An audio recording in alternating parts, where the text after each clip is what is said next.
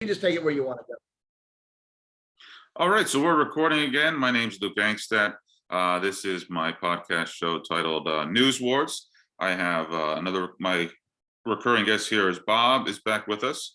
Over the past couple of episodes, we've been talking about numerous subjects. I think the most recent one was we were discussing how predictive programming in movies and television have been predicting a future dystopia of climate catastrophes, specifically, viral outbreaks. We've seen these in numerous movies, TVs, The Walking Dead, 28 Days Later outbreak, Soylent Green. The movie Contagion was about 10 years ago. I know they even used the phrase social distancing in that movie Contagion from 2011. And, we're just scratching the surface. But if we sat down and made a list of predictive programming in television and movies, I mean, the list is non-ending. And that's kind of what is, it's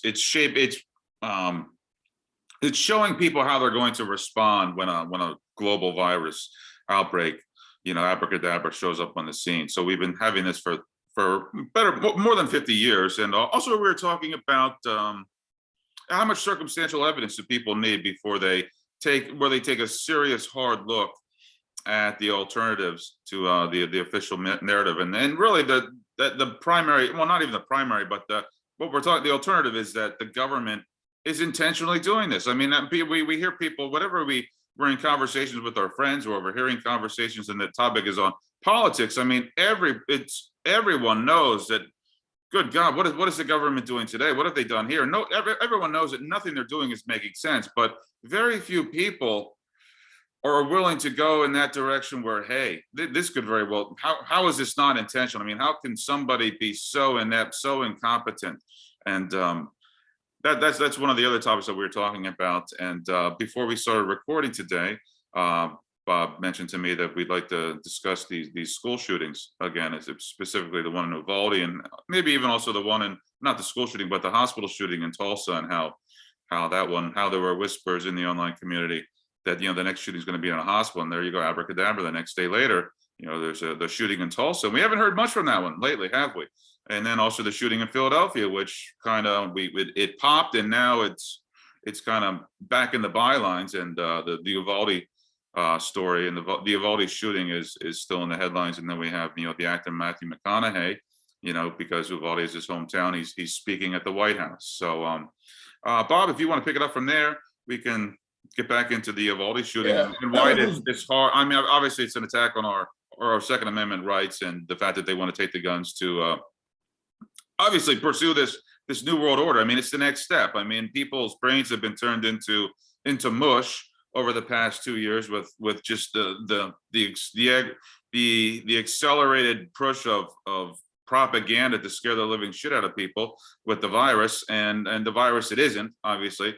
And now it's obviously the guns. I mean, they give people a moment to take a breath, and now it's taking away people's guns, because we are the government. We're here to keep you safe.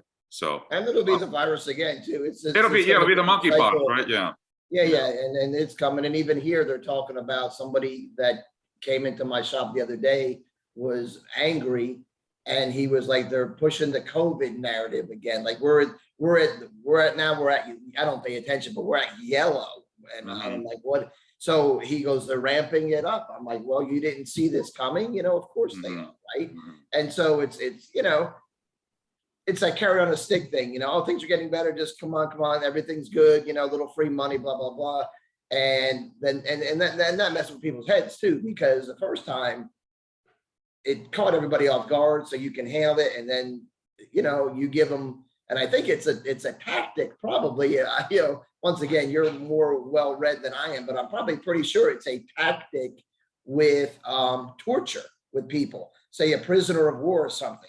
Let them think that things are getting better, and then, beat the shit out of them or something like that. I don't know, but I'm pretty sure everything that's going on is textbook how to, destroy a mind and a country. Right, Bob. Yeah. And a country. It is, yeah. But a point that, before we started, that I wanted to bring up was, what's changed in our world or our culture, say, over the past, 30, 40 years. Like when we were kids, we would have toy guns, cap guns, any type of guns, knives, plastic knives. They were common. toys for boys. I mean, they literally were. Nobody thought anything about it. It's just how you do, right? You played army, you had guns, you pretended to shoot each other, kill each other, play war, all these things, but yet nobody acted out, right? You just did your thing, and then you grew out of that phase, and you might have gotten a real gun, might have not, might have hunted or whatever. High school, depending on what part of the country you grew up in, not so much where I was in New Jersey, but some high school kids had rifles hanging in the back of their pickup truck. You know, was that a threat? Did anything ever, you know? So once again, guns have been around, but nothing close to what we're seeing the past 20 years has happened. So, you know, the question that we should ask ourselves is, what's changed? You know, did people just evolve into, I mean, and people have always been violent, right? That's the world. That's the world. But that people evolved into just killing for no reason, no reason whatsoever. And so that's, to me, should be a huge red flag. Like, what has, and will we ever find that answer out? I'm not sure, but I'd like to look for it. So what has changed, right? Like, yeah, if you found somebody that was, you know, doing something harmful to your family or whatever, you know, could you become a violent person and go and kill that guy? Probably, but that's explainable, right? Somebody comes home, they see the neighbor with their wife, and that's happened before, I'm sure, and they kill him. That's crazy. Not, but understandable. So like the crime of passion, Bob, I guess what you're saying, like the crime of passion, I mean, it's sick and it's crazy. But when people have a psychotic break in the heat of the moment, especially in domestic disputes, we can kind of wrap our head around it, right? Because it's like, hey, somebody just, in the moment they had enough and they fucking snapped, and it's terrible, and it's unforgivable, but we can kind of get our heads around that. But the ones with the cold, deliberate, taking your time calculation to plan out one of these school attacks or a hospital attacks, and you go in there like a machine just mowing people down. Yeah, those are hard.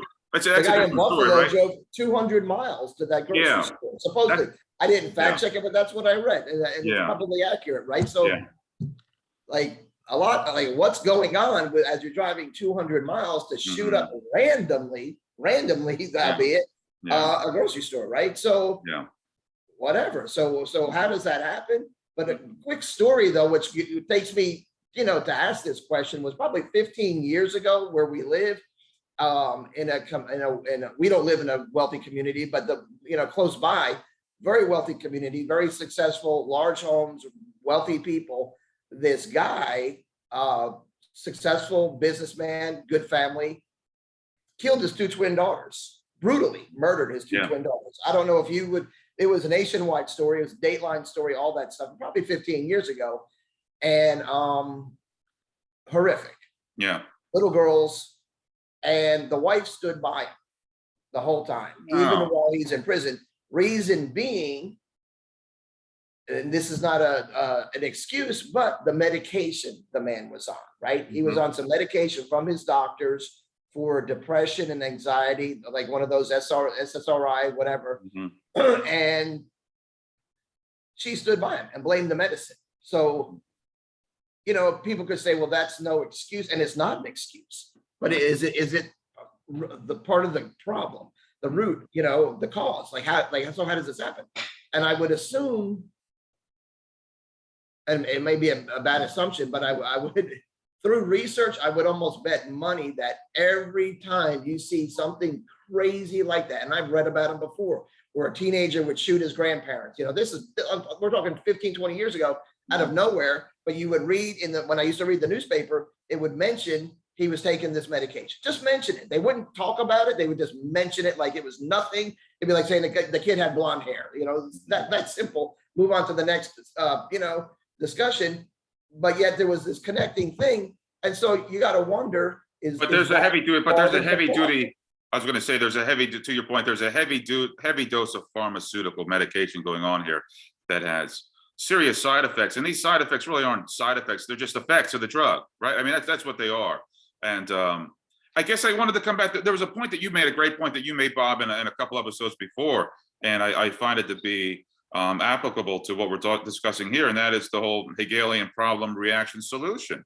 And I think we see the similar pattern with these mass shootings that we saw with with the lockdown back in March of 2020, and that is with the problem is that, okay, we have a global, there's a virus that's going to kill us all, and so that's the problem, is that, you know, we have this virus that is all over the planet. It's going to kill us all, and we all have to stay in our basements, you know, shitting ourselves with fear until the government tells us that it's okay to leave our basements again. So that's the problem. And the reaction is, hey, you got to be, you need to be scared out of your wits. So the reaction is, we have something that we're all born with an immune system, and I mean, to varying degrees, some of us have stronger immune systems, some of us has weaker immune systems, and our behaviors and our eating habits and our lifestyle habits play a large determination in how weak or strong they are too. Not entirely, but they certainly have an effect to it. So the reaction is, hey, we are going to compound the problem by scaring people out of their wits, telling them that they can't go to work. We're going to close their businesses. We're going to give them, well, initially we're going to give them a timetable of 2 weeks to flatten the curve, but that's an obvious lie. So then it gets extended indefinitely. So people are, what we think about, what are the things that compromise an immune system, you know, more than anything else? Stress, worry, fear, anxiety. So the reaction is to compound people's stress, worry, and anxiety, to compromise and weaken their immune systems even more. And then what is the solution? We are the government. We are here to help. We have this new shot that we're going to put in your body. We have no idea what it's going to do to you.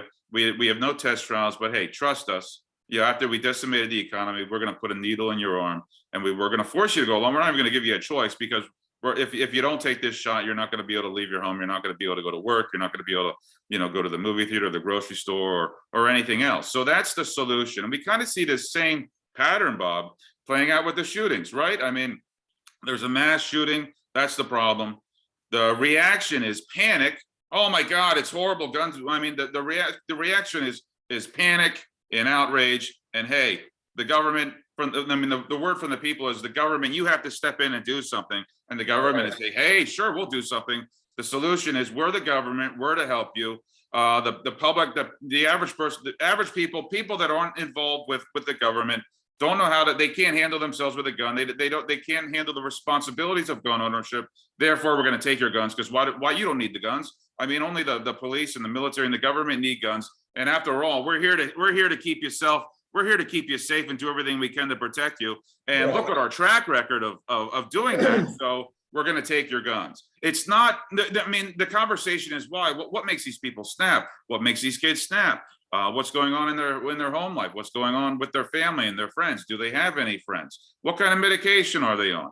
I mean, none of this is brought up. Mental health is scarcely a byword in this conversation. The conversation goes from, there was a mass shooting, we have panic and outrage. What is the solution? The government needs to step in and take people's guns. That's right. And so we can see by studying that, Bob, we can see where this is going, right? I mean, because it'll go slow. Yeah. I mean, it'll go so slow that people will be like, see, they're not doing anything. They're just changing some rules. Just like with the COVID thing, you know, people talked about, as soon as COVID started, the crazy conspiracy people would say this is going to lead to mandatory vaccination. Yeah. People like, what are you talking about? Like, they're just telling us to wear a mask and stay home.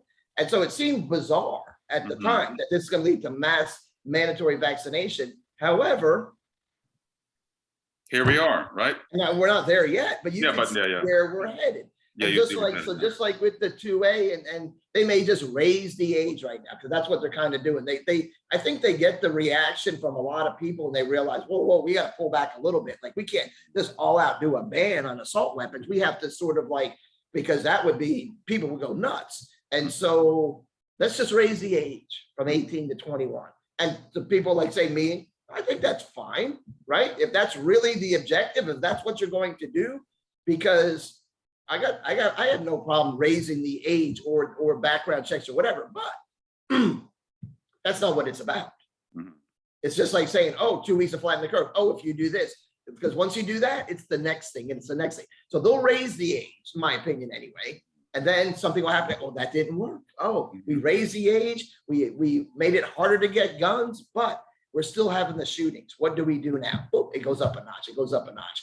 And before you know it, I just watched a short, didn't even really watch it. It was on the Holocaust last night, right? A little bit. And this lady was saying, Jewish lady who escaped it all. She said, we just would see that, wow, another rule, another change. And okay, maybe it'll get better this time. And she said, we just kept on following the rules until, the story. But that's how it went. But she really said we would see things changing and we thought, okay, maybe it'll be better after this new rule, this new law, this new restriction. And history shows you how that ended up. So it's the same thing, everybody's just gonna be like, we all want to get along. We all want to and it's all good intentions. If the person at the top of the whole food chain there had good intentions as well. And that's a big if. It's not hard. That's a big if, right, Bob? I mean, that is a big if, because if we look at all the circumstantial evidence. I mean, when has the government ever had our best intentions? Right. Right. I mean, it's a big if, right? And you mentioned the fact that the one guy drove 200 miles for the shooting in the grocery store, and that's classic CIA mind control behavior. Someone has supposedly somebody has a psychotic break and they're ready to mow down 19, 20 people, however many the case may be. And what do? They get in the car and they steadily drive for 3 hours to the with a GoPro. Down. Yeah. What's that? Yeah. With a GoPro. I think I sent you that video. Yeah. Yeah. The dude was like a robot. I mean, like and the CIA has you pull into the parking lot, you don't miss a beat. You pull in, you put it in park, you get out, you start shooting. Just like that. It's like there was nothing random at all. No, he's like the Terminator.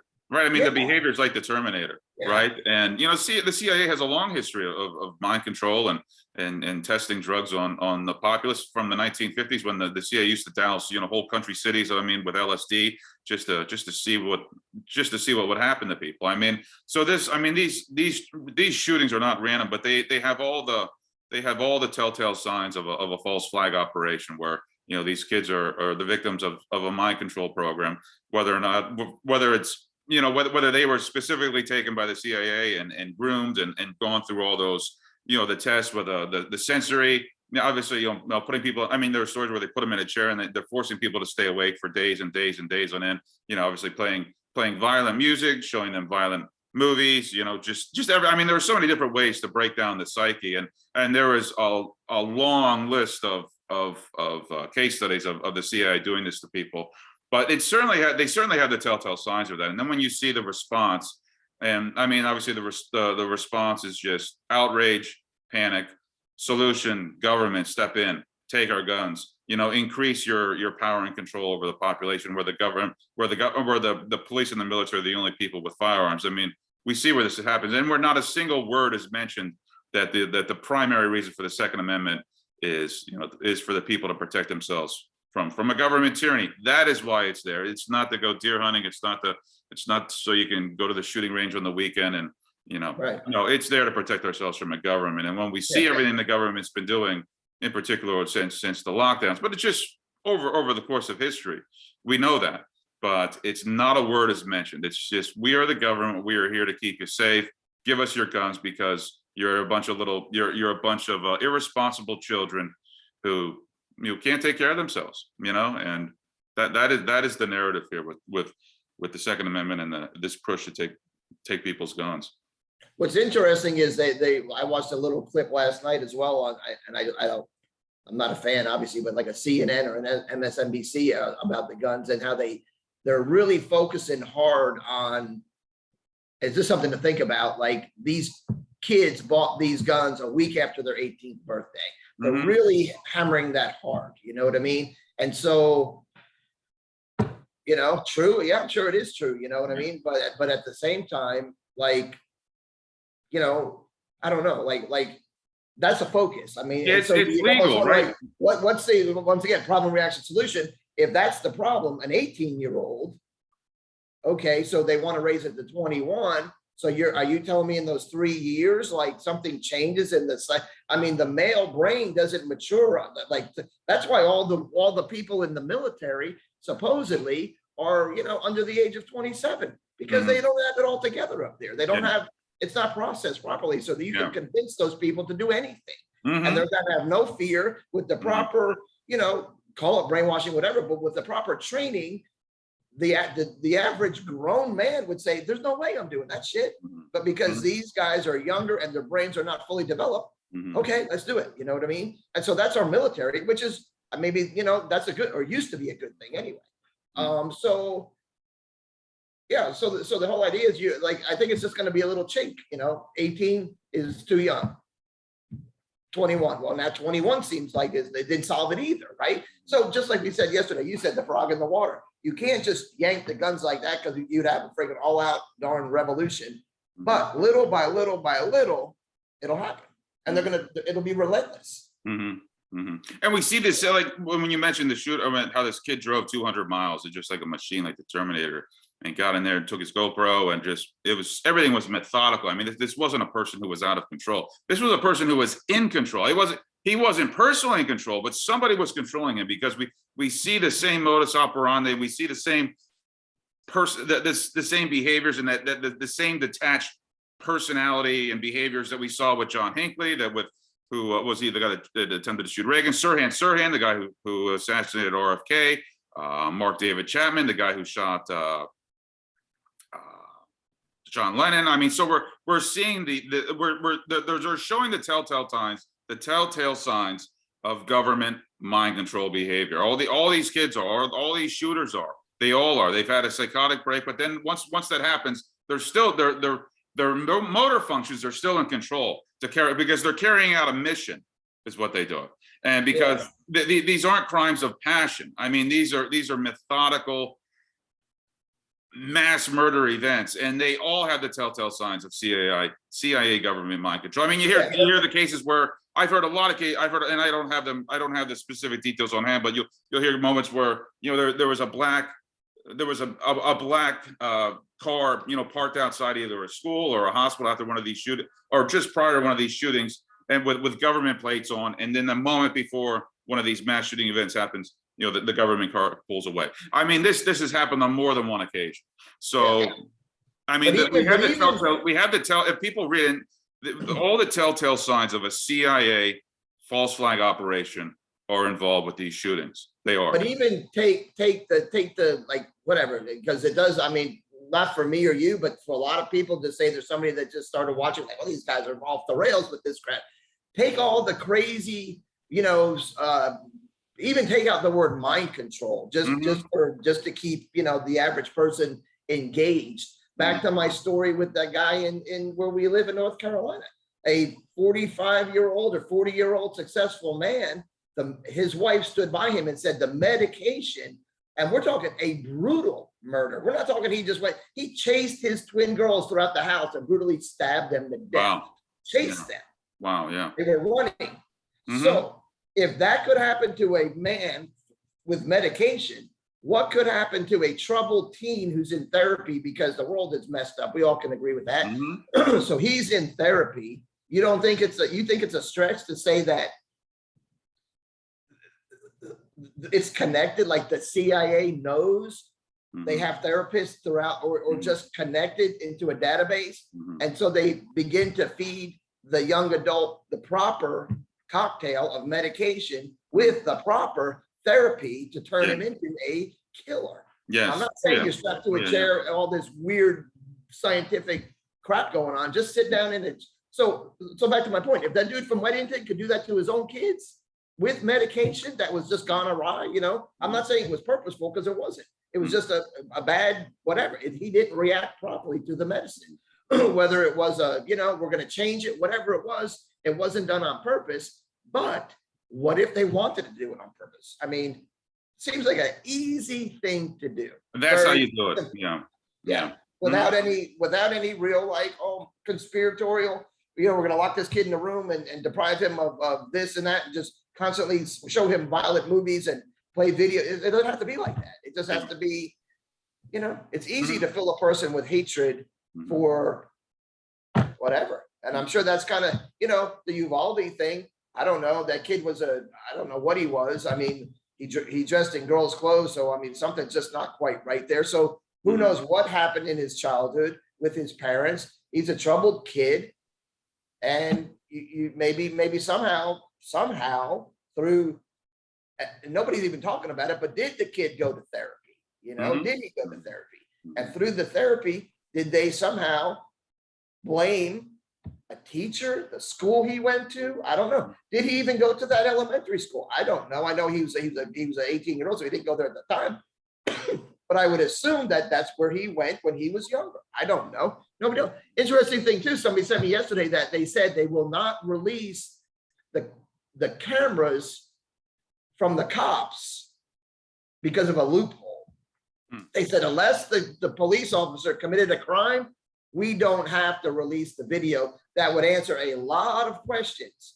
Okay. Maybe they're, yeah, I was gonna You say, don't maybe they're have doing it to. to, oh, go ahead. I was just gonna say, maybe they're doing that to mitigate, you know, the suffering of the people that, of the. Oh, yeah, I'm sure it's all about- I I'm mean, sure it's they're all doing, about of course, that. I mean, we have evidence that would, you know, paint a much clearer picture of what happened here, but we're not gonna Right. share it. I mean, yeah, then And just because you don't have to doesn't mean you shouldn't, right? Just Yeah. because the law says you don't have to do it, you're gonna withhold information that would really help a lot of people, you know, wrap their mind around what the heck happened. No, we're not gonna do that. And Bob, what you're talking about here is we're talking about the circumstantial evidence where none of it makes sense. And that's a great illustration there where, okay, we have a piece of evidence that would shed a lot of light on what Yeah. happened here, you know, in the moment, but we're not going to share it with you. And that's always the case, right? Every Yeah. time, yeah, every time we can get a little bit closer to the truth, and every time evidence comes to light that would shed more light on what happened, it's like, no, we're not going to share this in the better interest of keeping you safe and keeping someone safe. We're not going to share it with you. So yeah, and that's every step of the way, right? I mean, the whole thing with the idea at the school, why was the door unlocked? You know, and it's every little detail. It's like every single person who could have stepped in and stopped it or prevented it from getting worse than it was, or whatever, or just having the door locked. I mean, every little step in place was put there to ensure that this shooting happened, right? Right. I mean, yeah. But then the average idiot, even police officers that I know, would say it's just a series of misfortunate events. That's all it is. Nothing more. Okay. Yeah, right. You know, Mm-hmm. It's tough and it's frustrating. Mm-hmm. But, and we'll move on. I would almost bet money within a few days, a week at the most, you won't hear a thing about anything anymore about Uvalde. And we'll move on to the next one, you know? And even if they don't focus, you know, I find it interesting, like a lot of these things happen, but yet it's not even really hitting the big news because they're, I don't know. I don't know, but it's purposeful, right? Like you saw, there was 4 shootings this weekend. 4. You didn't hear about them, but it happened. They know what happened, and I'm sure they're going to bring them up when the time comes. You know, I'd be curious to do some research and find out how many people in the past 10 years have been killed with an assault rifle compared to, you know, just other killings, you know, criminals shooting each other. That happens all the time. You know what I mean? Like, just I don't think the numbers would add up at all to justify that the assault rifle is the biggest problem we have in this country. You know, in regards to killing. I don't. And I'm just, again, Bob, I just reiterate, I'm just amazed that the conversation never goes to, you know, what's going on, what's going on with these kids as far as the medication, their home life. I mean, what kind of family and friends, but I mean, the medication, why are people having these psychotic breaks? Supposedly, so as the official narrative goes, if these are just lone independent gunmen that are operating on their own, according to their own. Well, remember they at the beginning with Columbine. Oh, I'm sorry. Go ahead. I remember at Columbine they started blaming the video games. Yeah. You know, and I remember my kids played those games, and I would be like, I would scratch my head and think like, wow, are we allowing something that's going to potentially create that type of monster? And it'd be like, I would even talk to my kids about it. And it's like, no, like that's not us. Like we're just playing. It's like me and my brother shooting each other with cap guns. No, that's not causing violence when you get to be an adult. So, I mean, I guess, yeah, because the solution is they just jump to, oh, we got to get all the guns. We got to get all the guns off out of private citizens' hands, and only the government, because again, we're the government. We're here to keep you safe, and look at our track record of keeping people safe and maintaining peace and order and harmony in the world. So we know what we're doing, and we're the ones we're gonna tell you how to. We're gonna.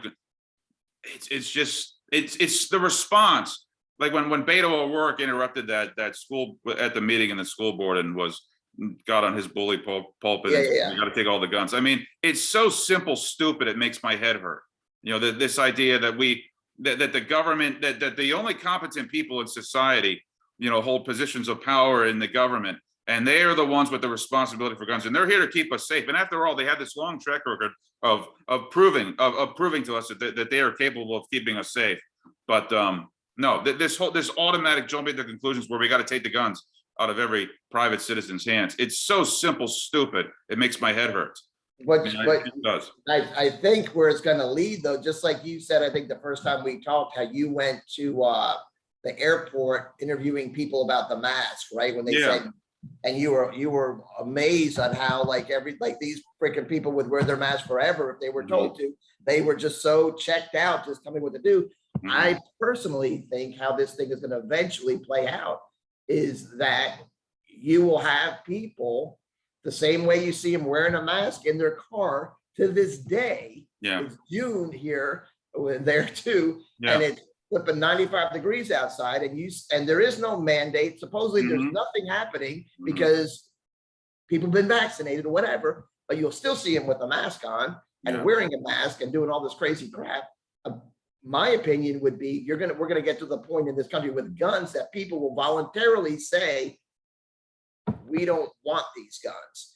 And then just like they tried to get the neighbor to turn on the other neighbor during the crazy COVID part, oh, if they have too many people at their house, you need to turn them in. It's for our own safety. And they're pushing, you heard Matthew McConnell yesterday, pushing the red flag laws. And the red flag laws, you know what they are, right? Yeah, like if they would do that, it's almost like if they would push those red flag laws hard enough and just change, they'll say, oh, that's nothing. You know, they'll say it's a family member that has to do it. Okay, that's how the law starts, right? But when they find out that the shootings are still happening and the family members didn't turn in the son with the gun, well, maybe it's the neighbor's responsibility, right? So before you know it, and there is you don't need any evidence. You can literally call up anonymously, as far as I understand the law, and say, so-and-so has a weapon. I feel he's a threat to the neighborhood. The cops will come kick your fucking door in and take your weapons. Wow. And kill you in the process, which has happened if you try to defend yourself. Because you don't see it coming. Right? And it's happened before. But that seems like a stretch for most people to think, oh, that will never happen. Wait and see. Let's just wait and see what happens. Because something's in play. So, well, I mean, if they're ever able to get people's guns, if they break people down psychologically to that point where they are willing, if in mass droves are willing to surrender their guns, well, then it's over. I mean, because we've seen what happens in Germany and other dictatorships when they took people's guns. I mean, that's game over right there. I mean, when the government is the only slice of society that has firearms, I mean, it's over. Then you are in the most slavish fascist dictatorship imaginable. That's what that is right there, where the government has total power. That's what they want to do. Yeah. That's why we need to keep these conversations going with ourselves and whoever we can, because we have to convince our fellow citizen, like, we can never let that happen. And there will be no matter what happens, there will be a small percentage that will never give in and never do it. I think there are too, Maybe that's all it's going to take. I don't know. I've heard people say before that 100 or 200 special ops people in this country could freaking take care of everything. 100. Yeah. That's how badass some people are. So, and I believe it. I do too. Yeah. So then there is hope, but we just have to continue to, we got to try to stay together on this and not allow our families included, our families, our friends, our neighbors to be sucked into this narrative that eventually, you're the guilty one for not wearing the mask. You know what I mean? You're the problem. You're the problem with the gun. And turn the people on each other. And I mean, divide and conquer. Yeah. So Bob, I don't know if you see up in the upper left-hand corner, do you see the time ticking down a little bit? I see it. Yeah. So I thought this might be a good place to wrap up. And I think it comes down to, again, just repeating the fact that the whole reason we have the guns is to protect ourselves. is to protect ourselves from a tyrannical government. And whether people agree with that or not, they have to hear that. They have to at least, we have to do everything we can to keep that still in the conversation, to make that still needs to be in people's minds when they're talking about why do private citizens have guns? And most people, that's been completely lost on them because the mainstream media makes no mention of it. So with that, Bob, I think we're going to wrap it up here for the day. Okay. And you have a great day, and we will continue the conversation later. All right, have a good one, Luke. See All you. right, Bob, I'll see you. Bye. Bye-bye.